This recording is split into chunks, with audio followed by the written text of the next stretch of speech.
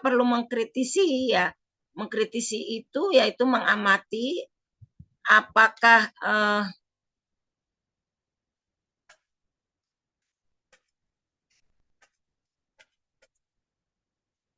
ini apakah sudah tepat ya. Ini apa sih yang akan kita pelajari dan apa tujuannya dari pembelajaran yang sekarang, yaitu peserta pelatihan mampu mengidentifikasi dan membedakan berbagai jenis data lokal serta bukti penelitian yang relevan dalam konteks pendidikan inklusif, termasuk data kuantitatif, data kualitatif, dan hasil penelitian tindakan kelas. Siapa yang pernah melakukan PTK pasti paham bahwa untuk menyempurnakan atau memperbaiki proses belajar, hasil belajar, strategi belajar itu kita bisa melakukan PTK, penelitian tindakan kelas. Peserta mampu menganalisis kualitas, validitas, dan keterbatasan data, serta bukti penelitian sebagai dasar pengambilan keputusan yang tepat dalam mendukung kebutuhan belajar murid yang beragam. Jadi dari data yang berkualitas, bagaimana kualitas data tersebut, hasilnya bagaimana data tersebut, apakah valid atau tidak, tapi apakah datanya hanya terbatas, tidak komprehensif, ya, bagaimana bukti penelitiannya itu dianalisis. Untuk mengambil keputusan yang tepat, apa yang harus kita lakukan untuk memenuhi atau mendukung kebutuhan belajar murid yang beragam. Peserta mampu menggunakan data lokal dan bukti penelitian secara kritis dan reflektif untuk merancang strategi pembelajaran. Jadi ujungnya dari semua itu kita harus mengkritisi agar kita mampu merancang strategi pembelajaran yang tepat sesuai kebutuhan anak.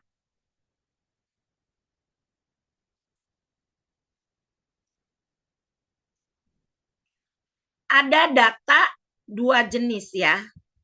Apa itu data? Ada dua. Ada data lokal atau kontekstual, ada data penelitian atau ilmiah. Nih, data lokal itu hasil asesmen murid, observasi kelas, portofolio karya murid, dan lain sebagainya yang memang ada di sekolah. Dihasilkan, dilakukan oleh guru. Itu namanya lokal. Ada data penelitian ilmiah ya.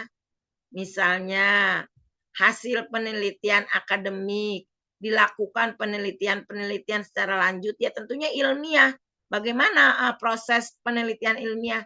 Teman-teman harus tahu, harus ada latar belakang dan lain sebagainya. Ada menggunakan teori-teori, jurnal-jurnal ilmiah, ada studi kasusnya dengan kasus anakku yang seperti ini, lalu disamakan atau dibandingkan dengan kasus-kasus yang lain di luar yang ada di sekolah, sehingga dapat menarik kesimpulan bahwa data yang ada di kita dengan data yang ada di luar itu relevan. Yaitu ada laporan studi kasus. Jadi kasusnya di sekolah itu ada anak kasusnya misalnya belum bisa membaca, lalu dibuat studi kasus dengan perencanaan-perencanaan, dengan bukti-bukti ilmiah juga, dengan perbandingannya apa, lalu dibuat kesimpulannya. Dicari solusinya, itu namanya laporan studi kasus. Lalu ada evidence based practice, bukti yang empiris. Nah, bukti empiris itu harus membandingkan ya itu tadi dengan apa yang terjadi di luar secara yang sudah ada, tetapi itu berdasarkan ilmiah, ya ada keilmiahannya. Nah, dengan apa yang kita lakukan. Nah, jadi ada dua ya. Data lokal, ada data penelitian. Bagaimana perbedaannya data lokal yang versus data berdasarkan penelitian ya. Data lokal itu kontekstual, spesifik dan real time. Artinya data yang kita peroleh tentang seorang anak itu kontekstual ya, berdasarkan hasil pengamatan, hasil observasi, hasil wawancara, hasil mengidentifikasi, hasil kita mencari observasi lingkungan tempat tinggalnya, hasil asesmennya, ulangannya harian atau sumatif. Nah, itu kontekstual. Spesifik artinya hanya khusus untuk anak tersebut datanya. Spesifik, anak itu langsung tujukan itu, mata pelajarannya apa, perkembangannya apa, hambatannya apa. Itu spesifik, tidak kemana-mana. Real time, waktunya saat itu juga ada rentang waktu. Ya, ketika ulangan minggu kemarin datanya seperti ini, ulangan besok datanya seperti ini, hasil observasi juga semua real time, ya. Real time, waktunya ada, bisa dipertanggungjawabkan. Kalau data penelitian itu generalisasi ya, berbasis metode ilmiah. Jadi hanya kalau ada anak yang suka malas bolos sekolah, digeneralisasi, tidak spesifik dengan seperti anak kita. Semuanya generalisasi, kasusnya menyeluruh. Nah, pasti berdasarkan metode ilmiah, bukan berdasarkan apa yang ada real time, bukan yang saat itu terjadi. Kan kalau metode ilmiah itu sudah dilakukan penelitian, jadi sudah mungkin metode ilmiahnya itu sudah 2-3 tahun yang lalu, jadi tidak real time ya. Keduanya sebenarnya saling melengkapi, bukan saling menggantikan. Artinya begini, ketika kita membuat mengkritisi data lokal, kontekstualnya misalnya ya, kontekstualnya hasil dari observasi. Nah, di data itu, hasil datanya, observasinya, anak ini sering teriak-teriak atau tidak fokus, sering mengulang-ulang. Nah, ilmiahnya apa? Kalau kita berdasarkan yang kita lihat ilmiahnya, metode ilmiahnya mengatakan bahwa kalau anak yang mengalami perilaku seperti itu merupakan anak misal dapat diduga sebagai anak berkebutuhan khusus dengan ADHD. Nah, itu berdasarkan metode ilmiah, bukan berdasarkan katanya. Sementara kita melihatnya berdasarkan kontekstual, real time, spesifik. Anak kita saat itu juga dilakukan dengan cara wawancara, dengan observasi. Jadi tidak ada yang mana lebih bagus, yang mana yang lebih jelek. Semuanya saling melengkapi. Yang jelek itu yang tidak dikritisi oleh kita. Gitu ya. Jadi ini, jadi Kak, berbeda tapi keduanya saling bukan saling menggantikan. Oh, kalau tidak ada kontekstual, saya pakai metode ilmiah, nggak bisa. Nggak bisa, karena apa? Loh, kita taunya nanti anak itu berkebutuhan khusus autisme dari mana? Itu kan harus dari ilmiah, keilmiahan. Ya, jadi tidak saling menggantikan.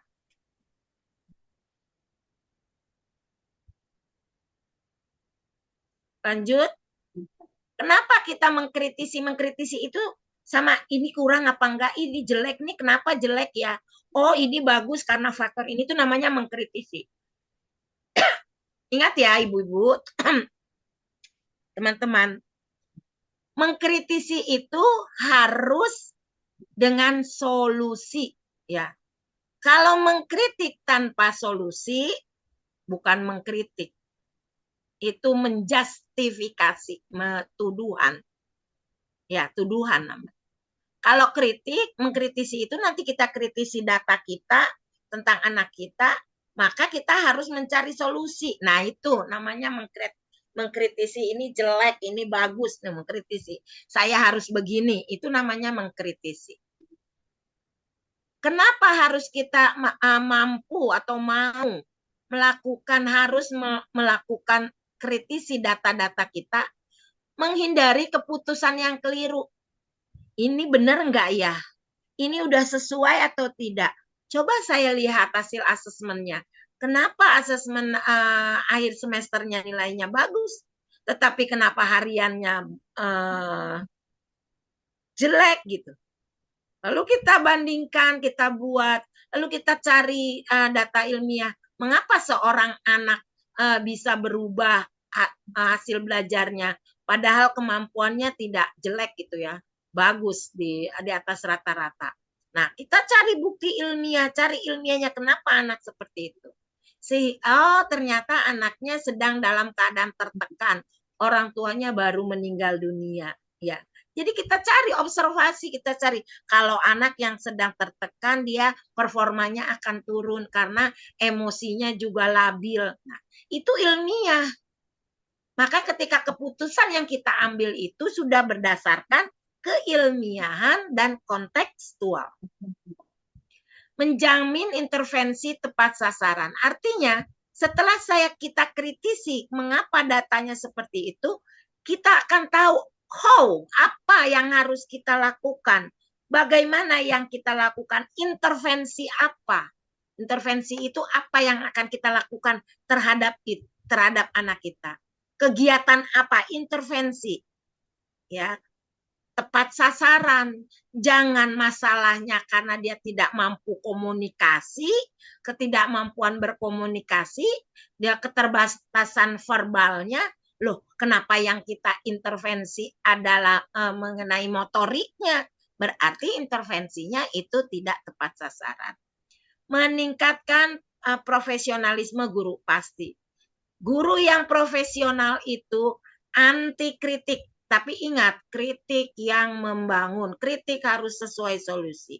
Selalu mau melakukan keterbaruan, menggunakan seluruh data untuk pelaporan. Bukan katanya perasaan saya, jangan-jangan bukan seperti itu.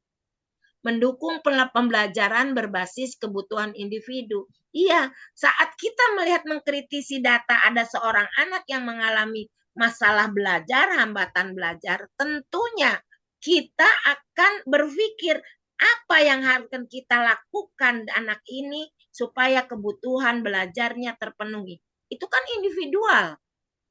Kenapa anak ini seperti ini? Itu individual ya. Jadi walaupun kelas kita adalah kelas klasikal, kelas yang terdiri dari banyak anak, tetapi kita inklusif. Maka setiap kebutuhan anak itu harus kita perhatikan. Gitu ya. Lanjut. Tadi nih sudah ya. Valid, reliable, konsisten, relevan, aktual, harus terbaru. Jangan data yang kita dapatkan itu data yang kemarin 2 tahun yang lalu, hasil asesmen ulangan yang tidak bisa. Karena kan setiap anak itu berkembang, ada progresif di situ. Berkembang setiap hari berkembang. Berkembangnya gimana? Apakah semakin baik atau semakin kurang? Ataukah mengalami perkembangan? Perkembangannya itu turun. Perkembangannya itu semakin baik. Nah, itu harus terbaru. Bukan data kemampuan anak misalnya, kecuali untuk membandingkan, kecuali untuk menganalisis sebagai data ilmiah. Hasil rapot di semester 1 semester 2 kelas 7 bisa jadi menjadi data ilmiah untuk teman-teman melihat keadaan anak di semester 1 kelas 8. Yang dipakai itu data ilmiahnya. Karena apa? Karena kan raport itu ilmiah. Dihitung, ada rumusnya. Nah, seperti itu. Jadi harus terbaru. Tidak bias, ya tadi sudah saya sampaikan. Semua data yang kita olah, yang kita berikan, yang kita buat itu tidak boleh subjektif, tapi harus objektif. Ya, jangan ada dusta di antara kita, jangan ada keterlibatan emosi. Keterlibatan emosi itu begini, karena ada kedekatan emosi dengan salah satu teman kita, kebetulan anak ini merupakan keponakannya, atau di kelas yang diampu juga menurut teman yang satu ini dia anak baik, anak bagus, tapi di tempat kita, di tempat di kelas saya kok kurang baik. Jangan terpengaruh dengan yang teman, berarti sudah bias ya. Lanjut. Ini sebenarnya yang tadi, makanya yang saya katakan tema itu saling berkaitan. Bagaimana mengkritisi berbagai jenis data lokal dan bukti penelitian? Kalau mengkritisi data lokal itu yang ada di sekolah lah ya. Data dikumpulkan secara sistematis. Misalnya nih, pelajaran bahasa Indonesia, kan penilaiannya sistematis. Mudah-mudahan sama ya. Misalnya aspek membaca, menulis, mendengar, apalagi berbicara dan menyimak. Nah, itu sistematis apa saja, karena dalam bahasa Indonesia itu bukan sekedar membaca dan menulis. Ada berbicara, ada menyimak, ada menulis ya. Ada lagi apa? Menyimak, membaca, berbicara. Membaca nyaring. Oh ya, jadi itu sistematis. Lalu bagaimana cara penilaiannya? Kalau penilaian itu ada rumus-rumusnya, sistematis. Misalnya nih, soal ulangan esai, ada soal pilihan ganda, ada soal isian, ada uraian. Tentu teman-teman sistematis bagaimana bagaimana kombinasi tingkat kesulitan dari nomor 1, nomor 2, nomor 3. Itu sistematis. Oh, nilai untuk yang esai misalnya tiap nomor nilainya 5. Itu sistematis, ya. Terus kapan saja dilakukan? Itu sistematis. Oh, nanti setiap kali 1 CP, 1 TP, 1 CP, saya akan adakan ulangan 2 kali. Sesudah itu nanti ada remedial. Oh, kalau perlu ada pengayaan, itu namanya sistematis. Nah, hasil dari yang dikerjakan secara sistematis itulah data lokal. Apakah ada bukti pendukung? Nah, itu harus ada catatan. Jangan cuma ada di kepala, tapi harus ada bukti pendukung. Ini catatannya, ini datanya, ini nilainya, ini anekdotnya, ini identifikasinya, ini hasil asesmennya, ini rekamannya, ini bukti portofolionya. Semuanya ada bukti pendukung. Dilihat, kalau tidak ada berarti tidak valid dong datanya. Karena mana buktinya, ada atau tidak. Terus data yang baik di lokal adalah mencerminkan kondisi sebenarnya. Jadi jangan sampai anak tersebut sebenarnya mengalami keterbatasan di dalam bidang pelajaran matematika. Mungkin dia diskalkulia ya. Dia tidak paham konsep bangun ruang misalnya. Sudah dijelaskan konsep bangun ruang, bahwa bangun ruang itu ada panjang, lebar, dan tinggi. Dia tidak bisa tuh konsepnya. Secara abstrak dia tidak bisa. Secara gambar, konkret, tapi gambar masih abstrak, tidak bisa. Tapi dia sudah bisanya secara faktual, secara benda nyata. Maka itu adalah kondisi yang sebenarnya yang harus disampaikan, tidak boleh ditutup-tutupi. Nggak usahlah, udah biarin supaya saya terlihat sebagai guru yang baik, yang bagus, daya serapnya bagus, saya katakan aja si Dewi matematikanya nggak apa-apa. Padahal misalnya dia konsep-konsep aritmatika, aljabar, diferensial, dan mungkin di SMA ada kalkulusnya. Dia nggak paham itu semua, tapi karena teman-teman ingin dikatakan sebagai guru yang berhasil mengajar, ya udah nggak apa-apa. Ditutup-tutupi. Berarti tidak mencerminkan kondisi sebenarnya. Tuh yang tadi, ada bias enggak? Subjektif enggak? Bagaimana cara mengkritisi bukti penelitian? Apakah ada sumber terpercaya, jurnal atau penelitinya? Nih, dikatakan misalnya, Dewi Indriani itu saya lihat kelihatannya anaknya itu dia gini, dia pendiam, duduk dia nggak pernah ngomong sama sekali, mungkin dia pemalu. Mana bukti ilmiahnya? Kan Anda mengatakan pemalu. Apa bukti ilmiahnya, dasar-dasarnya gitu kan? Nah, ternyata dia bukannya pemalu, tetapi ADHD. Ada bukti ilmiahnya apa? Dikatakan ciri-ciri ADHD inattentif adalah satu, sulit berkomunikasi, menarik diri, apatis, tidak peduli dengan lingkungan. ADHD itu. Jadi konsepnya ADHD itu bukan cuma anak yang nggak mau diem. Anak yang diam 1000 bahasa itu juga termasuk ke dalam ADHD. Ada jurnalnya. Nah, apakah metode penelitiannya jelas? Tak dilihat. Kok di sini dikatakan bahwa ADHD itu ada 2 jenis menurut siapa? Metode penelitiannya jelas ada di ini menurut ini A. Sudah ada ini penelitiannya jelas dengan metode. Jadi tidak asal aja kita sebut. Apa sampel relevan dengan konteks kita? Si Dewi kayak begini, ada nggak sampelnya itu dengan yang lain, konteksnya itu sama nggak? Sama nggak sampel yang ada di mata kita si Dewi seperti itu dengan konteks kita yang berdasarkan dari metode-metode itu tepat atau tidak? Gitu ya kan? Apakah hasil dari pengamatan yang mengatakan si Dewi seperti itu bisa nggak diterapkan di kelas inklusif bahwa kalau anak yang diem 1000 bahasa ini ADHD, berarti anak ini harus diperlakukan seperti ini? Bisa nggak diterapkan di kelas inklusif? Seperti itu. Jadi ada perbedaan. Tapi tadi seperti dikatakan, ini tidak bisa saling menggantikan. Subhanallah.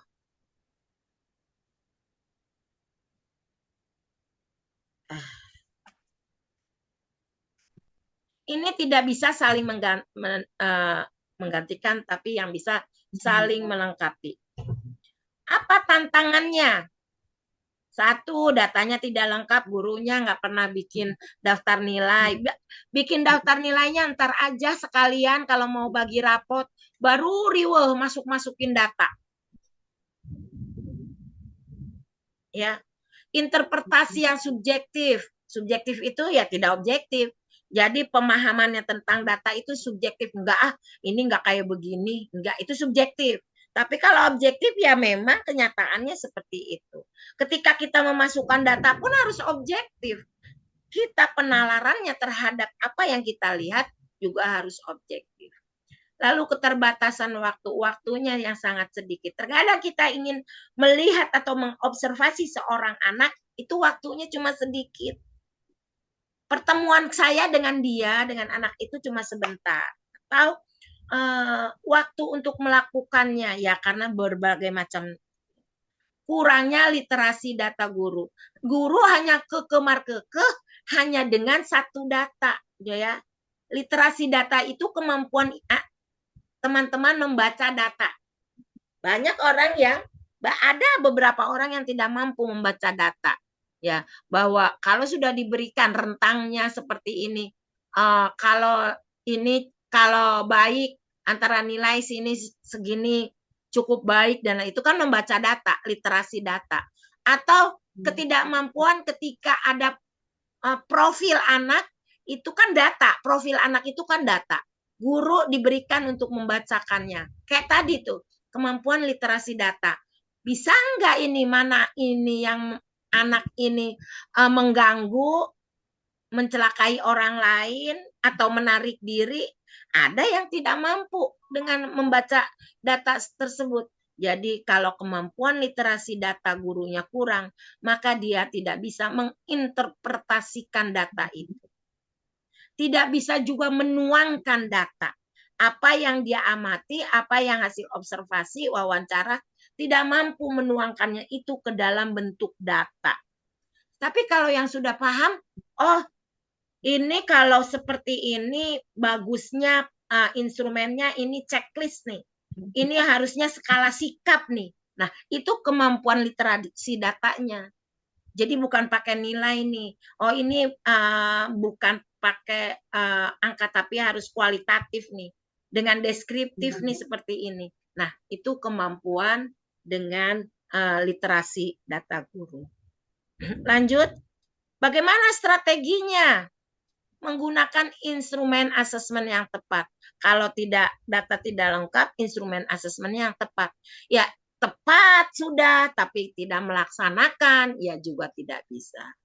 Harus kolaborasi, kalau interpretasinya subjektif, harus kolaborasi antara guru, yaitu tanya ke guru pendidikan agama, tanya, ibu anak saya si anu, gimana ya lagi kelas di belajar di ibu, apa sih kendalanya, kenapa? Nah itu jadi data, itu bisa dicatat.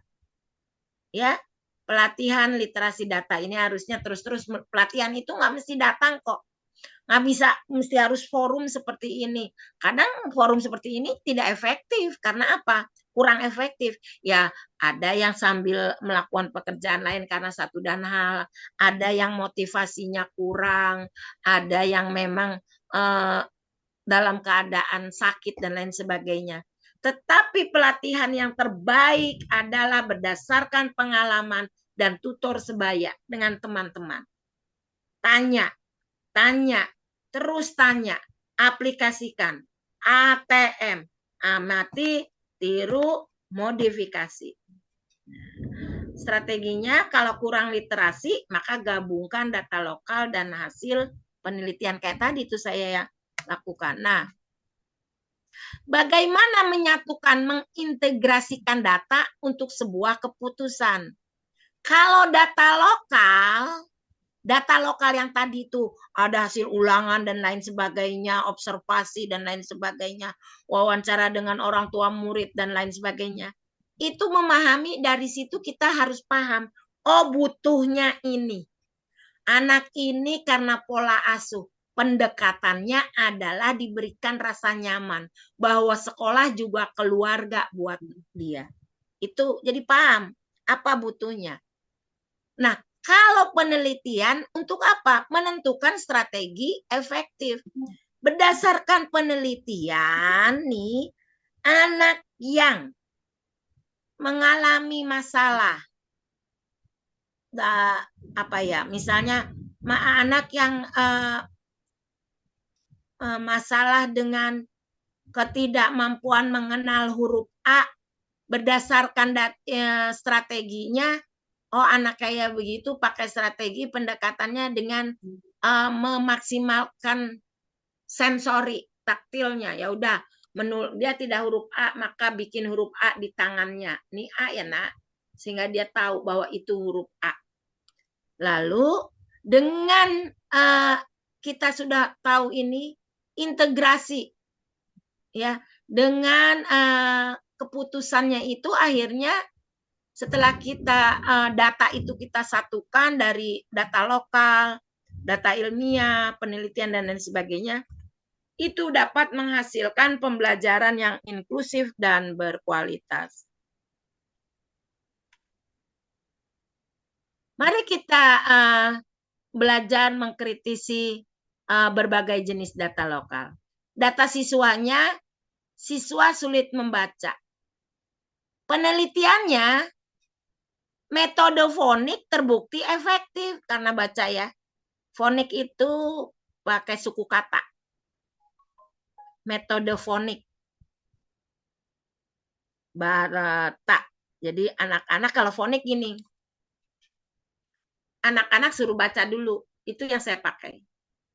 Ba, terus. Babi, bu, bebo. Bukan A, I, U, E, O. Bukan. Tapi ba, bi, bu, bebo. Terus ca, ci, cu, ce, co. Ketika sudah fonik kita satukan. Ini apa nak? Sudah hafal nih babi, bu, bebo. Udah paham babi, bu, bebo. Lalu kita tarik ba dengan ca apa? Jadi ini apa? Ba. Ini ca. Jadi dibaca baca. Itu fonik lebih efektif. Karena apa? tidak sulit ketika anak harus menyatukan dua huruf. Ketika anak tersebut belajarnya dengan mengenal huruf, seperti di Bimba, Bimba itu kan A, I, U, E, O, Ba, A, I, Ba, B, Bu, B, Bo. Ketika disatukan B dengan E, B dengan A, dia bingung. Sementara dia bacanya B. Ini A, jadi Bea, jadi Bea. Ya gitu, jadi kesulitan. Jadi kalau fonik itu suku kata. Nah, keputusannya bagaimana? Oh ya udah, terapkan strategi fonik untuk anak tersebut. Gitu. Cuma begini contoh penerapannya. Datanya udah berdasarkan data asesmen dan lain sebagainya, anak ini sulit membaca gitu. Atau ada mungkin ada strategi anak ini tidak mampu mengenal bangun ruang gitu kan, tidak karakteristik bangun ruang tidak mampu. Terus penelitiannya anak-anak yang mengalami hambatan diskalkulia untuk konsep bangun ruang diberikan strategi anak tersebut membuat bangun ruang tersebut dari benda nyata. Jadi dia bikin dari apalah, dari lidi lah, dari apa, sehingga dia tahu ini tinggi, ini lebar, ini panjang. Nah, berarti apa itu? Langsung project. Jadi metode pembelajaran dengan project bisa efektif, ya gitu. Nah, keputusannya penggunaan pembelajaran dengan berbasis project. Gitu caranya. Jadi itu data dulu. Jadi enggak, kalau kita mau mengajarkan sesuatu jangan tiba-tiba aja kita pakai ini tapi tidak sesuai dengan kebutuhannya. Oke, lanjut. Kesimpulannya kalau data tanpa analisis bukan data, enggak ada maknanya. Penelitian tanpa konteks, guru kurang tepat guna. Harus ada konteksnya. Penelitiannya ini untuk apa, gunanya untuk apa, itu tuh konteks, ya. Kontekstualnya. Ini konteksnya untuk apa sih? Kamu melakukan penelitian ini untuk apa? Harus jelas. Kenapa kamu mengumpulkan data ini? Kenapa data si Dewi dikumpulkan, dianalisis? Iya, karena apa? Konteksnya adalah saya ingin memperbaiki cara Dewi membaca. Nah, konteks.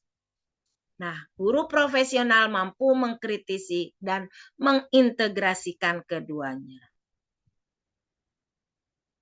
Yuk kita refleksikan. Jujur aja, apakah ketiganya ini sudah kita lakukan? Apakah saya sudah menggunakan data secara tepat? Apakah datanya hanya simsalabim? Itu tahu jawabannya ada dalam hati. Apakah saya kritis? Aduh, saya kritis ini data. Saya kritisi. Benar enggak ini? Ya. Apakah informasi yang saya dapatkan, apakah data saya sesuai dengan informasi yang saya dapatkan? Apakah data ini bisa meningkatkan kualitas keputusan pembelajaran? Nah, itu refleksinya. Tidak usah dijawab. Di dalam hati saja. Ini harus ada jawaban tapi dalam hati. Udah, terima kasih. Nah, sekarang saya mau share tugas lagi. Nah, mabuk dah. Ya Allah, katanya Ibu Aprilia. Gimana, Bu? Semangat, semangat. Bu, Neneng Ya, kasih semangat dulu. Bu Neneng Apa? kasih semangat dulu. Baik. Ibu-ibu, Bapak masih semangat nih? Semangat mendengarkan, Bu. Kalau ditanya sih Semangat. pasti jawabnya semangat. Kalau ditanya pasti jawabnya semangat. Kalau ditanya, ini kebetulan di sini lagi hujan deras nih, Bu Dewi. Hujan deras. Sama, Bu. Saya Sama ya? kilat menggelegak apa itu, gluduk apa tuh. Iya. Ada geluduknya juga. Ya, memang ekstrim. Ya, Bu Dewi sudah luar biasa banget ya. Kita kasih tepuk tangan dulu untuk Ibu Dewi, tapi ke atas tangannya kita semuanya, yo.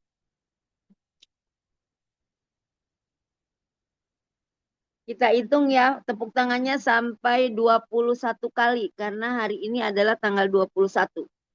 1, 2, 3, 4, 5, 6, 7, 8, 9, 10. Suaranya dong. 11, 12, 13, 14, 15, 16, 17, 18, 19, 20, 21. Terus ke depan, Bu. Ke sini, tarik nafas. Dilenturkan. Iya, satu kali lagi ke depan, dilenturkan. Dilenturkan lagi. Kita teriak semuanya. Ya. Ya, nggak ngantuk kan? Baik, Ibu dan Bapak, memang ini waktu-waktunya normalisasi ya. Paham maksud saya? Waktu-waktunya normalisasi untuk jam-jam segini. Ya, saya punya kenangan manis ya, sedikit ya Bu Dewi. Saya izin ke Untuk toilet ya Ibu sebentar. Mbak mau diantar? Nggak usah Bu. Oh, nggak Ntar usah. malah jadi kompak kita berdua ke toilet. Baik, saya punya kisah sedikit ini sewaktu TOT 2014 di Puncak ya. Jadi ketika itu memang kita pesertanya udah agak lesu ya karena memang udah jam 11 malam itu. Tapi jam 11 malam memang materi asik gitu. Jadi biar diteruskan aja.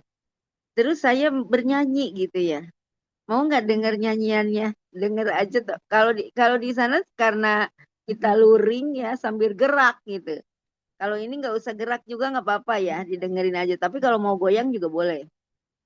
Goyang inklusif namanya. Saya kan sama Neng Rizka itu kan dari Sunda ya karena bapak saya dengan ibunya Neng Rizka itu kakak adik gitu ya. Nenek dari Sunda ya, dari Kuningan. Baik, lagunya Najelna nada Sunda, boleh ya? Daripada kita sambil ngantuk. Pendidikan untuk semua. Ya, pendidikan inklusif mengakses siswa ABK. Dilayani belajar bersama. Goyang kiri, goyang kanan, maju depan, mundur belakang, putar kiri, putar kanan, pinggul digoyang, digoyang-goyang. Kepala digoyang ya kalau lagi luring. Kalau lagi daring mah kepalanya digoyang. Ayo Bu, kita goyang dulu deh. Ya, mungkin lagunya nggak begitu bagus, tapi ini lagu Heubeul bahasanya saya ya. Lagu Heubeul, lagu lawas, lagu zaman baheula, nadanya nada Sunda, tapi ya lumayan buat ice breaking kita. Ayo Bu, boleh goyang ya. Ini lagunya lagu goyang inklusif kalau bahasanya saya. Pasti kalau Bu Neneng lagi pendidikan inklusif pasti ada goyangnya. Iya, goyangnya ini memang goyang inklusif. Ini di Jakarta Barat biar kenal juga goyang inklusif ya. Oh iya, SMA 33 nggak ada ya, Neng? SMA 33 itu alumni SMA saya, Pak. Bu, SMA 33 Jakarta. Iya, dulu maaf lagi Bapak Ibu belum lahir kali 81. Saya alumni 81. Itu filial 27 Tangerang tadinya. Jadi angkatan pertama SMA 33 itu adalah saya nih, anak cikalnya lah katakanlah. SMA 33. Dan saya diamnya sama mamahnya Neng Ika ini, Bu Rizka. Di Cengkareng belakang kalau dulu ya. Baik, sekali lagi ya Bu ya. Mari kita sama-sama ice breaking bersama-sama. Saya yang menyanyi boleh, goyangnya sambil apa aja boleh. biar tidak ngantuk. Yang inklusif ya Bapak Ibu. Pendidikan untuk semua. Ya pendidikan inklusif mengakses siswa ABK dilayani belajar bersama, goyang kiri, goyang kanan, maju depan, mundur belakang, putar kiri, putar kanan, bahu digoyang, digoyang-goyang. Enak kan diputar-putar ya Bu ya? Bahunya diputar-putar. Iya. Baik Bapak Ibu, sudah 2 hari ini kita bersama-sama dalam layar lebar Bapak Ibu, layar HP atau layar laptopnya masing-masing.